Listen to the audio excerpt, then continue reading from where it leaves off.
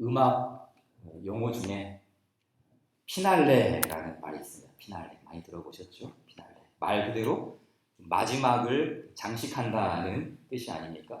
그래서 뭐 클래식이나 교향곡 같은 데서 가장 중요한 부분은 항상 마지막 피날레지 않습니까? 그 아주 유명한 핸델의 오라토리오 메시아, 그렇죠, 메시아였죠. 이 메시아의 끝은 어떻게 피날레 됩니까? 그렇죠. 그 할렐루야 그거지 않습니까? 그게 피날레지 않습니까? 그러니까 이 메시아가 그리스도의 그 탄생부터 시작하여서 속죄, 순환, 부활, 영광 그리고 이제 왕노릇 한다는 그런 가사가 시작되면서 할렐루야 이게 피날레가 됩니다. 장엄한 노래죠. 요한계시록의 피날레는 무엇입니까? 어떻게 끝나죠? 이 요한계시록의 피날레의 가장 아름다운 피날레의 모습은 사실 이제 21장과 22장의 말씀이죠.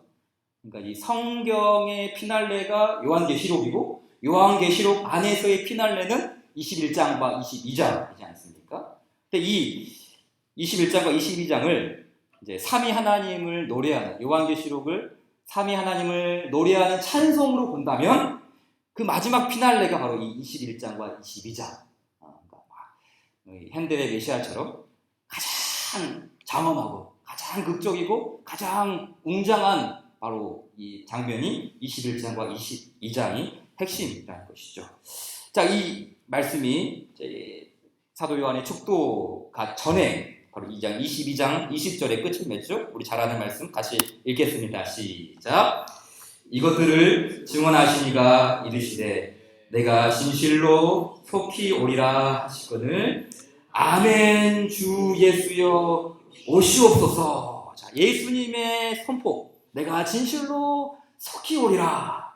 그리고 교회의 화답 있죠. 교회의 화답 아멘 주 예수여 오시옵소서. 이게 음률을 이루고 있어요. 내가 진실로 속히 오리라. 아멘 주 예수여 오시옵소서. 예수님은 다시 오실 것을 약속하셨고 교회는 다시 오실 예수님을 대망하고 있습니다. 성경의 이 영광스러운 피날레가 다시 오실 예수님으로 장식되고 있지 않습니까? 교회의 장엄한 피날레가 두 번째 강림하실 그 예수님으로 선언되고 있지 않습니까? 그럼 예수님은 이 마지막에 왜 다시 오실 것을 약속하셨을까요? 교회는 왜 다시 오실 예수님을 열망하는 걸까요? 아멘 주 예수여 오시옵소서. 교회의 화답이거든요. 여러분 왜 주께서 약속하시고 교회는 그 약속을 대망합니까? 다른 게 아니죠. 예수님이 다시 오실 때 하나님의 나라가 완성되기 때문입니다. 즉 천국은 이미 존재하지만 예수님이 다시 오심으로 새 하늘과 새 땅이 성취되는 것 아니겠습니까? 하이델베르크 요리문답이 이 부분을 조금 후련하게 정리를 해주는데요. 우리 사도신경에 나오는 이 52문 우리 잘 아는 말씀이죠. 그리스도께서 살아있는 자들과 죽은 자들을 심판하러 오실 것. 이 재림하지 않습니까? 내가 속히 오리라. 이 재림의 말씀. 살아있는 자와 죽은 자들을 심판하러 오실 것은 우리에게 교회에게 어떤 위로를 줍니까? 자, 좀 길지만 답을 한번 같이 읽어보겠습니다. 시작. 내가 어떠한 슬픔과 위로를 당하더라도 전에 나를 대신하여 하나님의 심판대 앞에 서시사 내게 임한 모든 저주를 치워버리신 바로 그분이 심판자로서 하늘로부터 오시기를 머리들어 기다립니다. 그가 그의 모든 원수들 곧 나의 원수들은 영원한 멸망으로 형벌하실 것이며 나는 그의 택함을 받은 모든 사람들과 함께 하늘의 기쁨과 가운데 그에게로 이끌어 들이실 것입니다. 다시 오실 그 예수님이 마지막에 무엇으로 매듭 짓고 있습니까? 나는 그의 택함을 받은 모든 사람들과 함께 하늘의 기쁨과 영광 가운데 그에게로 이끌어 들이실 것입니다. 이게 뭡니까? 하나님의 나라죠. 따라서 이 요한계시록의 장엄한 피날레는 그리스도의 재림이면서 동시에 뭡니까? 천국, 하나님 나라. 하나님의 나라가 요한계시록의 피날레요, 성경의 피날레로서 이 하나님의 나라가 그리스도께서 다시 오심으로써 나는 그의 택함을 받은 모든 사람들과 함께 하늘의 기쁨과 영광 가운데 그에게로 이끌어 드릴 것입니다. 그래서 교회는 아멘 주 예수여 오시옵소서. 이걸 열망하는 것 아니겠습니까? 사실 이 천국과 관련된 말씀은 성경 전체에 흐르고 있죠. 그러나 이 요한계시록에서 천국 참 다양한 모습으로 표현이 되죠. 어떻게 하나님의 나라가 드러났습니까? 총 4가지입니다. 총 4가지. 이 천국이라는 말이 나오지는 않지만 다양한 모습으로 하나님의 나라를 설명했죠. 뭐가 나왔습니까? 첫 번째는 새 하늘과 새 땅이죠. 새 하늘과 새 땅. 새 하늘과 새 땅이 하나님의 나라지 뭐겠습니까? 그렇죠? 또 어떤 표현들이 나왔습니까? 두 번째는 새 에덴 동산. 새 에덴 동산도 21장, 22장에서 구현이 되지 않습니까? 세 번째는 새 예루살렘. 이전의 예루살렘이 아니라 새 예루살렘의 모습으로 천국이 들어가죠. 그리고 마지막 4번째는 무엇입니까? 새 성전. 그렇죠. 새 성전이 구현이 됩니다. 자, 먼저 말씀들 한번 찾아보겠습니다. 21장 1절. 21장 1절 같이 읽겠습니다. 시작. 또 내가 새 하늘과 새 땅을 보니 처음 하늘과 처음 땅이 없어졌고 바다도 다시 있지 않더라. 라고죠. 베드로후서 역시 동일하죠? 같이 읽을까요? 시작. 우리는 그의 약속대로 의가 있는 곳인 새 하늘과 새 땅을 바라보도다. 있거든요. 이게 바로 하나님의 나라. 그리스도의 구속으로 말미암아 지금 이전의 세상이 갱신되어서 새롭게 리뉴얼되어서 바로 이 하나님의 나라, 새 하늘과 새 땅으로 묘사되지 않습니까? 바로 이 천국의 모습이 새 하늘과 새 땅으로 드러나죠. 두 번째, 새 에덴 동산은 어떻습니까? 22장 1절과 2절 시작. 또 그가 수정같이 맑은 생명수의 강을 내게 보이니 하나님과 및 어린 양의 보좌로부터 나와서 길 가운데로 흐르더라. 강 좌우에 생명나무가 있어 12가지 열매를 맺되 달마다 그 열매를 맺고 그 나무 잎사귀들은 만국을 치료하기 위하여 있더라. 이 창세기에 나오는 그 에덴 동산, 창세기에 나오는 에덴 동산보다 더 뛰어난 동산의 모습으로서, 더 확실한 새로운 모습으로서 이 천국의 상징인 새 에덴 동산의 모습이 창세기와는 비교할 수 없을 정도로 아름다운 모습으로 실현되지 않습니까? 또 세 번째, 새 예루살렘의 모습이죠. 새 예루살렘 21장 10절부터 11절 시작.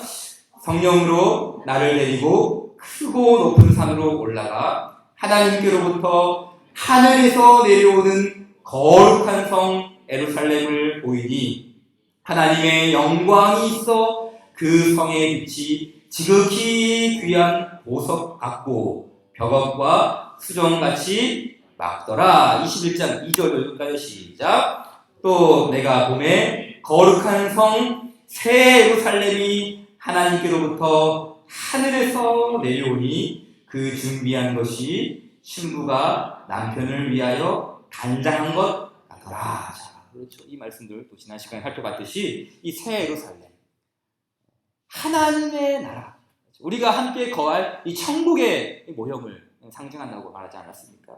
자, 그럼 마지막 새 하늘과 새 땅, 새 에덴 동산, 그리고 새 예루살렘 나오고 이제 새 성전. 사실 새 하늘과 새 땅, 새 에덴 동산, 새 예루살렘이 나왔는데 새 성전이 성경에 나오는가? 자, 21장 2절 말씀 보니까 성 안에서 내가 성전을 보지 못하였다. 성전은 없어요, 사실. 새 성전은 없습니다. 그러나 그 새 성전이 옛날 구약에 있었던 성막이나 성전의 모습으로 있는 것이 아니라 완전히 달라지죠. 새 성전은 뭡니까? 이는 주 하나님 곧 전능하신 이와 및 어린 양이 그 성전이시죠. 이게 바로 뭐예요? 새 성전, 새 성전. 그렇죠. 하나님의 임재가 충만한 건물로서의 성막 성전이 아니라 이제 하나님 자체이신 삼위 하나님이 함께 계시는 바로 그곳이 새 성전으로서 바로 이 하나님의 나라, 천국을 실현하는 모습으로 나타나는 것 아니겠습니까?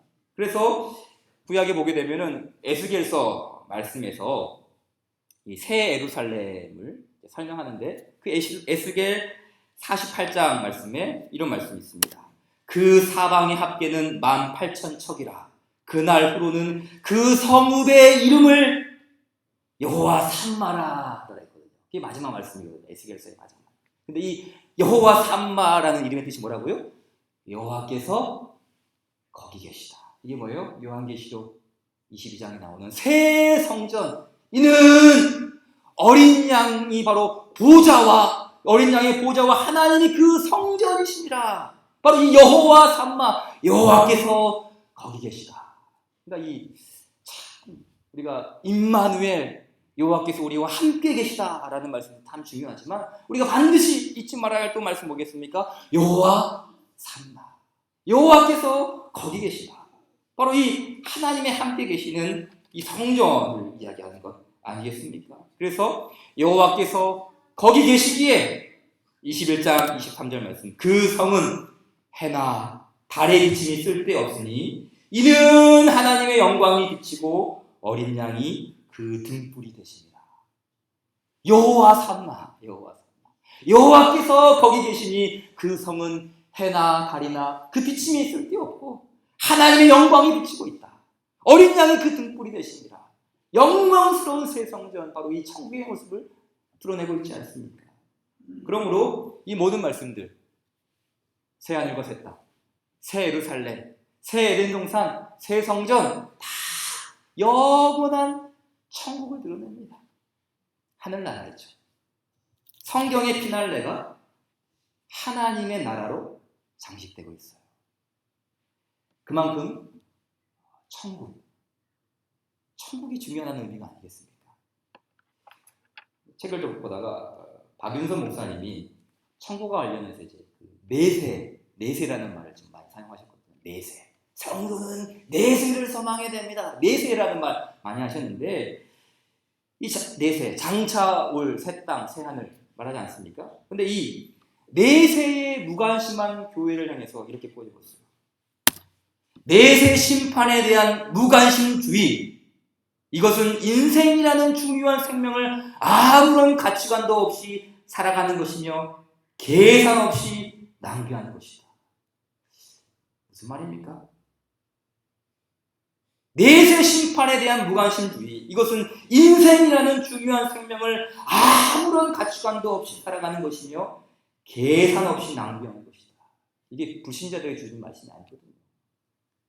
오늘을 살아가는 성도들에게, 이 땅에 머물러 있는 교회들에게 내세에 대한 말씀, 내세에 대한 진리, 인생을 낭비하는 최고의 비결이 천국에 대한 무관심, 내세 신앙이 없는 것이야말로 아무런 가치관도 없이 살아가는 것이다.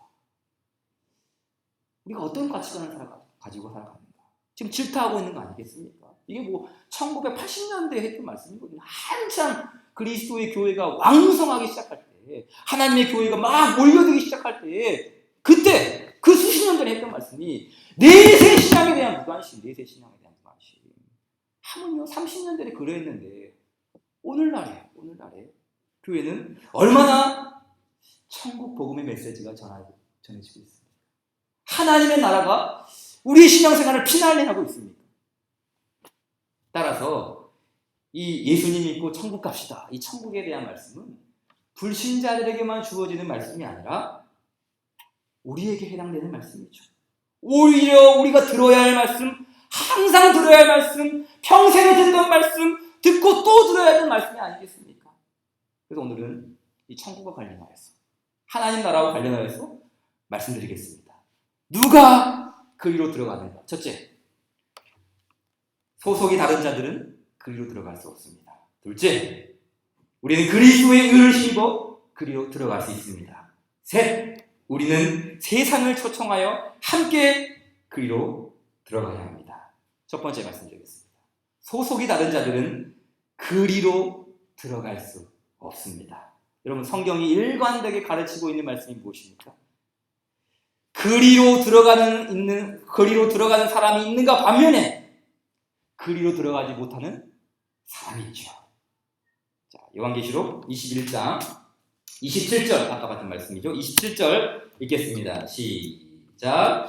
무엇이든지 속된 것이나 가증한 일 또는 거짓말하는 자는 결코 그리로 들어가지 못하되 오직 어린 양의 생명책에 기록된 자들만 들어가리라. 들어간 사람이 있죠. 그러나 들어가지 못하되, 들어가는 사람과 들어가지 못하는 사람, 그리로 들어가는 사람과 그리로 들어가지 못하는 사람이 분명히 구별됐죠. 그런데 누가 그리로 들어가지 못합니까? 한마디로 부정한 자들, 속된 것이나 가증한 일 또는 거짓말하는 자는 결코 그리로 들어가지 못합니다. 부정한 자들이죠. 22장 15절 말씀도 볼까요? 15절 시작. 개들과 점술가들과 음행하는 자들과 살인자들과 우상 숭배자들과 및 거짓말을 좋아하며 지어내는 자는 다 성 밖에 있으리라. 이게 뭐예요? 그리로 들어가지 못한 거죠. 성 밖에 있으리라. 누가 성 밖에 있습니까? 누가 들어가지 못합니까? 동일하죠. 부정한 자들, 개들과 점술가들과 음행하는 자들과 살인하는 자들. 지난주에 말씀했던 것처럼 구원은 은혜로 받지만 심판은 행위. 각각 자신의 행위대로 심판을 받는 거 아니겠습니까? 구원은 은혜로 받죠. 은혜. 그렇죠? 에베소서 말씀. 너희는 그 은혜에 의하여 믿음으로 말미암아 구원을 받았으니 이것은 너희에게서 난 것이 아니요 하나님의 선물이라. 확실하죠? 오늘 우리가 큐티했던 것처럼 구원은 은혜죠. 은혜. 하지만 심판은 무엇 때문에 받습니까? 똑같습니다. 자신의 행위죠. 에베소서 5장 5절 한번 읽어볼까요? 시작. 너희도 정녕 이것을 알거니와 음행하는 자나 더러운 자나 탐하는 자 곧 우상 숭배자는 다 그리스도와 하나님의 나라에서 기업을 얻지 못하리니. 요한계시록 말씀과 똑같지 않습니까? 두려워하는 자들과 믿지 않는 자들, 우상 숭배자들, 가증한 자들, 거짓말하는 자들, 그리로 들어가지 못하다. 이건 에베소서 말씀 역시 결이 같이 하죠. 하나님의 나라에 기업을 얻지 못하리라. 21장 8절 말씀 같이 읽어보겠습니다. 시작. 그러나 두려워하는 자들과 믿지 아니하는 자들과 흉악한 자들과 살인하는 자들과 음행하는 자들과 점술가들과 우상 숭배자들과 거짓말하는 모든 자들은 불과 유황으로 타는 곳에 던져지리니 이것이 둘째 사망이라. 그러니까 그리로 들어가지 못하는 사람들 여러 가지 특징이 있지만 뭐가 나왔습니까? 첫째는 믿지 않았죠. 믿지 않았죠. 또 우상을 숭배했습니다. 거짓말하는 자들이죠. 자, 이 요한계시록 거짓말 잘 많이 나오죠. 거짓말하는 자들, 거짓 선지자들. 다시 22장 15절 말씀 같이 읽겠습니다. 시작. 개들과 점술가들과 음행하는 자들과 살인자들과 우상 숭배자들과 및 거짓말을 좋아하며 지어내는 자는 다 성 밖에 있으리라. 자, 이 성 밖에 있는 사람들 특징 중에 거짓말을 언급했어요. 거짓말. 두 가지를 말했습니다. 거짓말에 대해서. 거짓말을 좋아하며. 또 하나는 뭡니까? 거짓말을 지어냅니다. 자, 이 거짓말. 여기는 두 가지 가능성이 있습니다. 첫째는 신앙 고백의 거짓말이에요. 신앙 고백의 거짓말. 나는 믿노라! 나는 믿노라! 하면서도 실제로는 믿지 않는 것이죠. 성경을 보십시오. 믿노라 하면서도 믿지 않는 사람들이 실제로 교회 역사 속에 존재했거든요. 디도서 1장 16절 다시 읽어볼까요? 시작. 그들이 하나님을 시인하나 행위로는 부인하니 가증한 자요 복종하지 아니하는 자요 모든 선한 일을 버리는 자니라. 시인이 있어요. 시인. 그렇죠? 나는 그들이 하나님을 시인한다는 말이 바로 신앙 고백입니다. 신앙 고백. 신앙 고백한다. 나는 믿노라. 나는 믿습니다. 그러나 겉으로는 신앙 고백이 있어요. 그러나 믿노라 하면서도 사실은 믿지 않습니다. 행위로 부인하기 때문입니다. 거짓말을 좋아하고 거짓말을 지어내는 자들이 아닙니까? 신앙 고백을 거짓으로 하고 얼마든지 세례를 받을 수 있거든요. 반면 그리로 들어가는 자들, 그렇죠? 그리로 들어가지 못하는 자들 말고 그리로 들어가는 사람들은 어떻습니까? 신앙 고백이 있죠. 신앙 고백이 있어요. 그리고 그 신앙 고백이 행위로도 진실되게 고백이 되죠. 요한계시록 2장 13절 시작. 너희 가운데 곧 사탄이 사는 곳에서 죽임을 당할 때에도 나를 믿는 믿음을 저버리지 아니하였도다. 이게 보세요. 거짓말하는 자들입니까? 그 믿음, 신앙 고백, 그 믿음을 죽음 가운데서도 저버리지 아니하였도다. 13장 10절. 사로잡힐 자는 사로잡혀 갈 것이요 칼에 죽을 것이니 성도들의 인내와 믿음, 성도들의 인내와 믿음, 신앙 고백이 어디에 있는가? 그 인내 속에서 자신의 신앙 고백이 실현되는, 삶 속에서 실현되고 행위로도 실현되는 그 진실한 믿음, 그것이 바로 그리로 들어가는 자들의 특징 아니겠습니까? 또 17장 14절 말씀 같이 읽겠습니다. 시작. 또 그와 함께 있는 자들 곧 부르심을 받고 택하심을 받은 진실한 자들도 이기리로다. 진실하다라는 말이 믿음을 가지고 있다. 신앙 고백이 결코 헛되지 않다. 진실한 자들이 이긴다. 믿음을 가지고 있는 자들이 이긴다. 믿음을 가진 자들이 그리로 들어간다. 바로 이 신앙 고백. 그것이 진실되게 실현되는 것. 그것이 바로 그리로 들어가는 자들의 특징이죠. 또 하나, 거짓말하는 자. 거짓말을 좋아하고 거짓말을 지어낸다 그랬거든요. 여기서 그 의미가 또 다른 의미가 어떤 가능성이 있겠습니까? 소속이 다르다는 거예요. 소속이. 여러분, 거짓의 아비가 누구입니까? 거짓의 아비가 누굽니까? 그렇죠. 사탄 마귀죠. 요한복음 8장 44절 시작. 그는 처음부터 살인한 자요 진리가 그 속에 없으므로 진리에 서지 못하고 거짓을 말할 때마다 제 것으로 말하나니 이는 그가 거짓말쟁이요 거짓의 아비가 되었습니다. 그랬거든요. 이 요한계시록에는 마귀의 앞잡이들이 많이 나오죠. 마귀의 앞잡이들, 거짓 선지자. 그 요한계시록 말씀 보게 되면은 마귀를 가리켜서 뭐라 그럽니까?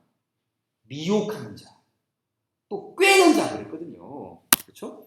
12장 9절 말씀에 큰 용이 내쫓기니 옛 뱀, 곧 마귀라고도 하고 사탄이라고도 하며 온 천하를 뭐하는 자라고요? 꿰는 자라고 그랬거든요. 꿰는 자, 미혹하거든요. 거짓말로 미혹하고 거짓으로 깨고 그러니까 온 천하를 깨는 자, 미혹하는 자, 거짓말하는 자라는 것입니다. 즉 그리로 들어가지 못하는 자들 소속이 다릅니다. 거짓말을 좋아하고 거짓말을 지어내는 자, 마귀에게 속한 것이 아니겠습니까? 따라서 소속이 다른 자들은 그리로 들어가지 못합니다.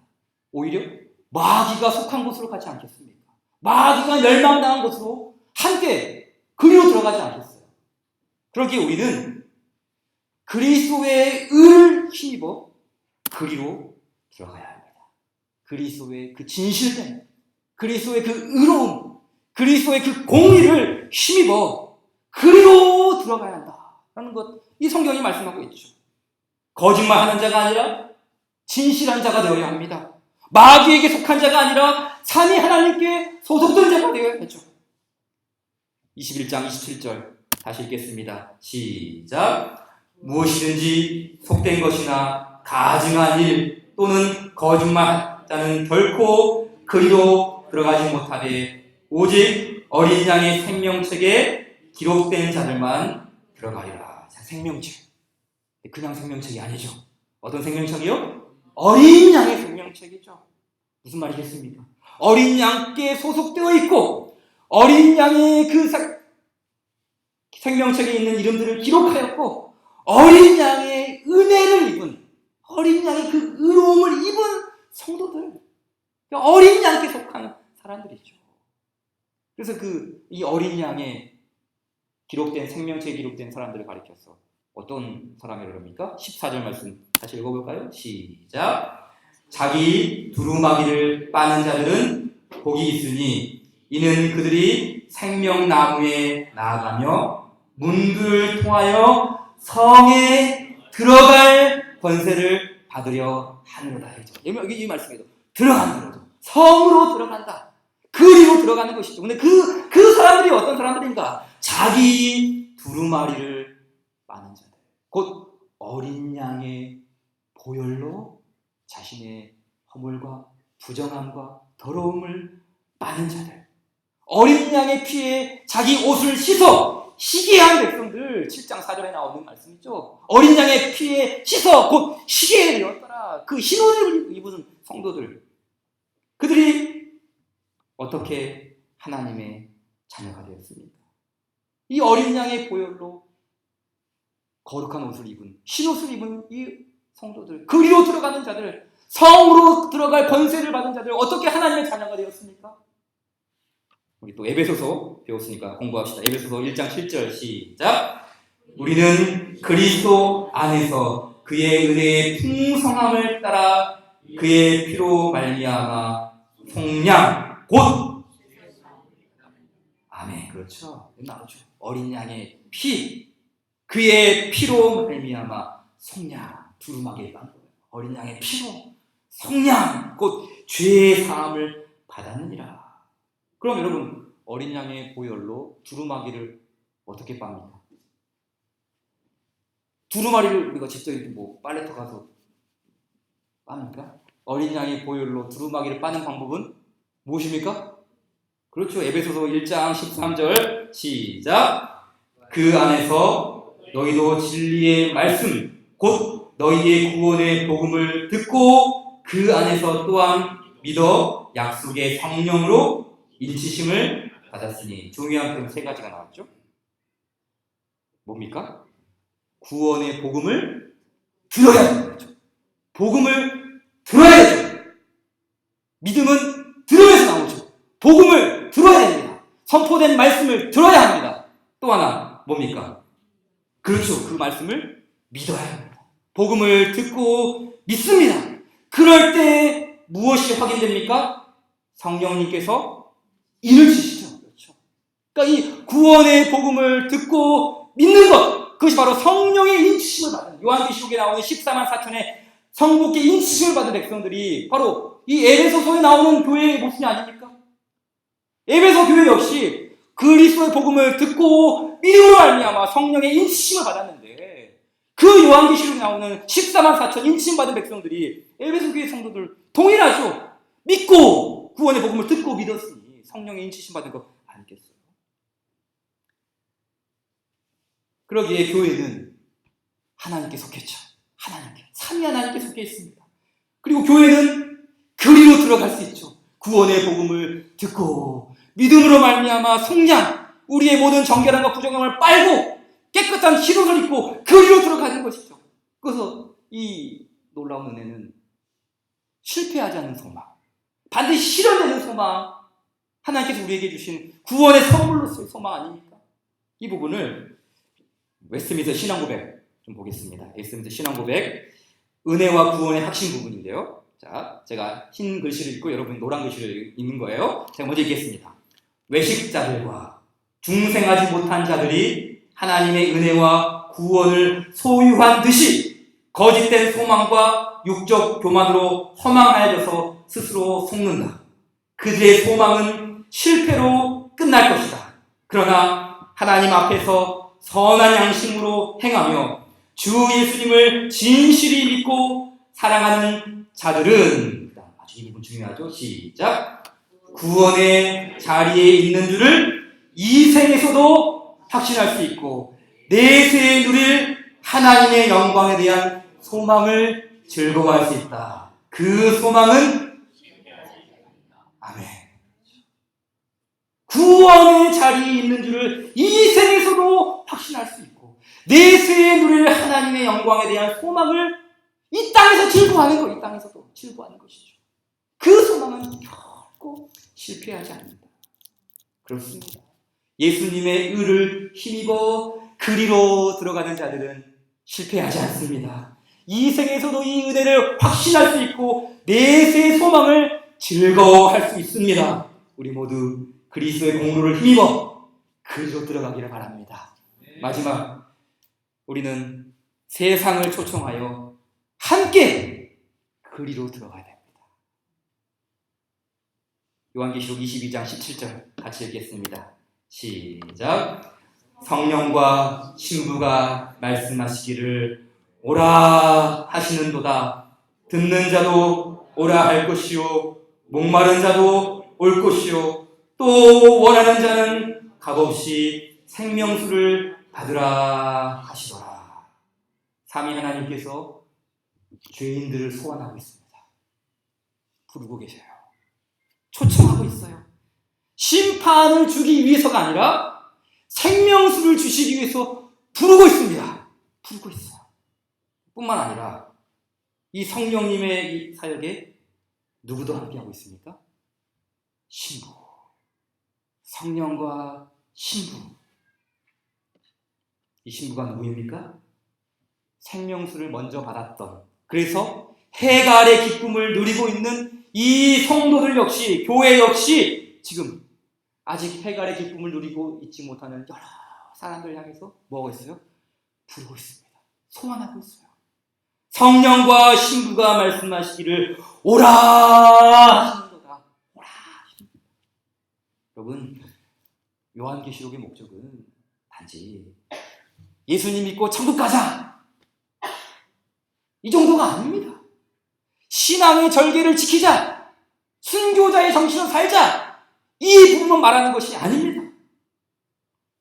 삼위 하나님은 영생의 샘물을 주신다. 지금도 목마른 자들에게 생명을 공급하신다. 이 요한계시록은 선교적이에요. 선교적.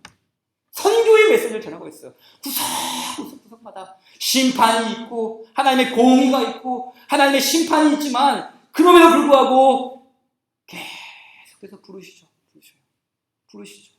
주의 백성들을 부르십니다. 그러기에 우리 목마른 자들, 우리는 먼저 목말랐지 않습니까? 그런데 그 목마름을 주께서 생명수로 우리에게 해갈의 기쁨을 주셨습니다. 따라서 우리는 다른 목마른 자들에게 바로 이 해갈의 기쁨이 있다는 것을 교회가 바로 여기에 해갈의 기쁨이 있다. 여기에 천국의 참 소망이 있다. 성령과 신부가 말씀하시기를 오라 하는도다. 천국의 소망을 받은 자들이, 즉 그리로 들어가는 자들이 해야 할, 이 땅에서 해야 할 사명이 있다는 것 아니겠어요? 그래서 이 은혜를 실현하기 위해 하나님께서는 지금도 당신의 백성들을 부르고 계시죠. 부르고 계셔요. 이 말씀에서 성령과 신부가 말씀하시기를 오라 하시는도다. 듣는 자도 오라 할 것이요. 이미 들었던 자들이죠. 이미 목을 축인 자들이에요. 해갈의 기쁨을 맛본 자들이에요. 교인들이에요. 성도들이에요. 그러나 또 오라 하시죠. 또 오라 하세요. 왜요? 끊임없이 공급되는 이 생명수로 말미암아 강건해지신 것이죠. 여기에 성찬의 의미가 있는 게 아니겠습니까? 우리가 그리스도의 몸과 피를 마심으로써 죄악을 이길 힘을 얻고 그리스도의 군사되어서 살아갈 힘의 능력을 공급받는 것. 듣는 자도 오라 할 것이요. 반면에 이미 목을 축이는 사람뿐만 아니라 아직 목마른 자들, 여전히 남아있는 자들, 그리로 들어오지 못하는 아직 그 사람들을 부르면서 목마른 자도 오라 하고 있는 거 아니겠습니까? 그래서 이 은혜를 실현하기 위해 하나님께서 지금 부르고 계시죠. 요한계시록 18장 4절 말씀 같이 한번 읽어볼까요? 시작. 또 내가 들으니 하늘로부터 다른 음성이 나서 이르되 내 백성아 거기서 나와 그의 주에 참여하지 말고 그가 받을 재앙들을 하지 말라. 여러분 뭐하고 계십니까? 하나님이 부르고 계셔요. 내 백성아 거기서 나오라. 이미 목을 죽인 자들, 그리스도인들, 성도들에게도 동일하게 내 백성아 거기서 나오라. 반면 아직 해갈의 기쁨을 누리지 못하는 자들 역시 동시에 내 백성아 거기서 나오라. 끊임없이 부르시고 계시는 이 하나님의 선교, 그리스도의 선교, 성령님의 선교, 삼위 하나님의 선교, 내 백성아 거기서 나오라. 하나님께서 지금 이끄시고 계시는 거 아니겠습니까? 교회 역시 마찬가지 아닙니까? 성령과 신부가 말씀하시기를 오라 하시는구나. 그럼 우리는 혼자 그리로 들어가는 것이 아니라 함께 그리로 들어가야 합니다. 함께. 우리 예수님께서 가르쳐 주신 그 기도, 주기도문, 이 주기도문의 두 번째 강구가 나오는데 하늘에 계신 우리 아버지여 이름이 거룩히 여김을 받으시오며 나라의 임하옵소서라는 이 나라의 임하옵소서라는 이 기도를 우리 어린이들 배우는 소요리 문답, 이 소요리 문답에 보게 되면 이런 설명을 합니다. 자, 주께서 가르쳐 주신 기도 두 번째 강구에서 우리는 무엇을 위해 기도합니까? 같이 한번 읽을까요? 시작. 나라가 임하시오며에서 우리는 사탄의 나라가 멸망하고 은혜의 나라가 흥왕하여 우리와 다른 사람들이 은혜의 나라에 들어가서 거하기를 또한 영광의 나라가 속히 임하기를 기도합니다. 그렇죠? 이게 어린이들이 배웠던 거예요. 두 번째 기도에서 우리가 강구할 내용이 뭐라고요? 은혜의 나라가 흥왕하여 우리와 다른 사람들이 은혜의 나라에 들어가서 거하기를, 우리와 다른 사람들이 은혜의 나라에 들어가서 거하기를. 누가 그리로 들어가는가? 함께 그리로 들어가야 된다. 그래서 이 요한계시록의 말씀 보게 되면은 이거 실현이 되죠. 목마른 자들이 나오죠. 죄악 가운데 빠진 자들이 나옵니다. 21장 24절 시작. 만국이 그 빛 가운데로 다니고 땅의 왕들이 자기 영광을 가지고 그리로 들어가겠고 그랬거든요. 요한계시록에서 땅 그러면은 항상 좋은 의미가 아니었죠. 땅에 속한 자들, 그렇죠? 땅에 있는 자들. 그런데 이 땅의 왕들이에요. 땅의 왕들. 왕 역시 아주 안 좋은 의미였죠. 자기를 신이라 여기고 자기를 숭배하라는 그런 왕들이었는데, 심지어 그런 땅의 왕들 자체도 자기의 영광을 가지고 그리로 들어간다 그랬거든요. 이 사람들이 무슨 뛰어나서 그리로 들어갑니까? 왕권이 있었기 때문에 그리로 들어갑니까? 아니죠. 그리스도의 보혈로 자신의 죄악과 부정함을 씻고 그리스도께서 주시는 생명수를 공급받아 그리로 들어가는 것, 하나님의 선교가 실현되는 거 아니겠습니까? 함께 그리로 들어가는 것이죠. 주의 나라가 흥왕하여 우리와 다른 사람들이 은혜의 나라에 들어가서 거하기를, 또한 영광의 나라가 속히 임하기를 위해 기도합니다. 그렇습니다. 여러분, 우리는 기도할 수 있습니다. 우리는 전도할 수 있습니다. 우리는 참여할 수 있습니다. 무엇을요? 우리와 다른 사람들이 은혜의 나라에 들어가서 거하기를, 또한 영광의 나라가 속히 임하기를 열망할 수 있습니다. 말씀을 정리하겠습니다. 미국의 팀 켈러라는 이제 목사님과 여러 목사님들이 쓰신 책이 있습니다.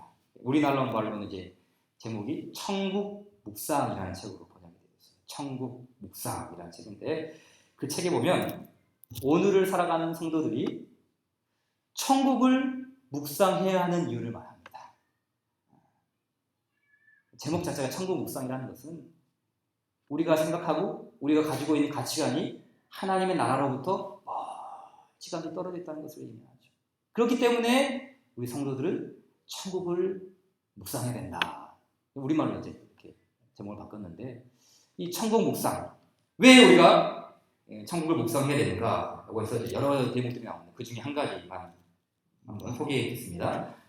천국을 묵상하는 일은 그리스도인이 마땅히 추구해야 할 최고의 선을 드러내고 그것을 열망하도록 돕는다. 그리스도인이 마땅히 추구해야 할 최고의 선을 드러내고 그것을 열망하도록 돕는다. 여러분, 그리스도인이 마땅히 추구해야 할 최고의 선이 무엇입니까? 지난 시간에 말씀드렸죠? 지복, 그렇죠. 더할 나위 없는 복, 최고의 행복, 더 없는 행복입니다. 최고의 선 역시 동일한 의미가 아닙니까? 최고의 선, 그리스도인이 추구해야 할 최고의 선, 하나님의 나라가 아니겠습니까? 그래서 그 이어지는 내용, 이 책이 이어지는 내용을 보세요. 예수님은 우리의 보물이 있는 곳에 우리의 마음이 있다고 가르치신다. 따라서 새 하늘과 새 땅에서 하나님을 뵙고자 하는 선을 추구하는 자들이라면 당연히 보물처럼 여겨야 한다. 신자의 최고의 선, 우리가 마땅히 추구해야 할 그 최고의 지복, 그 보물이 새 하늘과 새 땅인가? 그 다음, 그렇지 않으면, 우리가 그것을 추구하지 않으면, 그것을 묵상하지 않으면 우리는 그보다 못한 것에 힘을 쏟을 수밖에 없다. 그것이 비록 어느 정도 좋은 것이라 해도 우리가 이 세상에 살게 되면 좋은 게 있죠. 최고의 복은 있지만 그러나 이것보다 난 다른 복이 좋아. 이것도 좋고 저것도 좋고 이 세상에 누리는 복들이 있어. 그러나 그것이 비록 어느 정도 좋은 것이라 해도 최고의 선이 우리 보물이 되지 못하면 필경 그것을 밀어내고 만다. 하나님의 나라를 우리가 밀어내는 거예요. 세상의 가치관이 내 안에 들어오면서부터 우리가 그것을 추구하지 못하면 하나님의 나라를 묵상하지 아니하고 그것이 나의 최고의 선이다, 나의 최고의 지복이다 라는 것을 내가 의식하지 않고 계속해서 이 성향으로 살지 않으면 그것이 다른 것들이 내 안에 들어와서 이 보물을 밀어내고 마는 거예요. 그래서 우리가 이 땅을 살지만 항상 우리는 하늘에 잇대어 있어야 돼. 하늘에 잇대어. 천국을 소망하며 사는 거 아니겠습니까? 그래서 이 책 두 제목이 뭐냐면 천국 묵상, 생각의 회로를 바꾸는 시간이에요. 우리가 이 하나님의 나라를 묵상함으로써 이것이 나의 최고의 지복입니다. 이것이 나의 바꿀 수 없는 보물입니다. 그 누구도 밀어낼 수 없는 나의 보화입니다. 나는 이것을 의식하며 살 때 나의 생각의 회로가 바뀌는 거예요. 비록 이 땅을 살지만 나의 생각이 하늘의 가치관이 되고 내가 이 땅을 살아가지만 세상의 생각이 나로 살아가는 것이 아니라 하늘의 생각이 나를 살아가는 것, 이것이 우리의 지복. 그래서 성경의 피날레가 새 하늘과 새 땅, 하나님의 나라, 천국으로 구현되는 거 아니겠습니까? 지금 오늘 여기서 하나님의 나라를 최고의 선으로 여기기를 바랍니다. 무엇이 우리의 최고의 선입니까? 무엇이 우리의 지복입니까? 누가 그리로 들어갑니까? 내 주의 찬란한 성에 찬송하며 나아가는 우리 모두 되기를 삼위 하나님의 이름으로 축원드립니다. 우리 주신 말씀 기억하며 249장 찬송 부르시다. 249장입니다.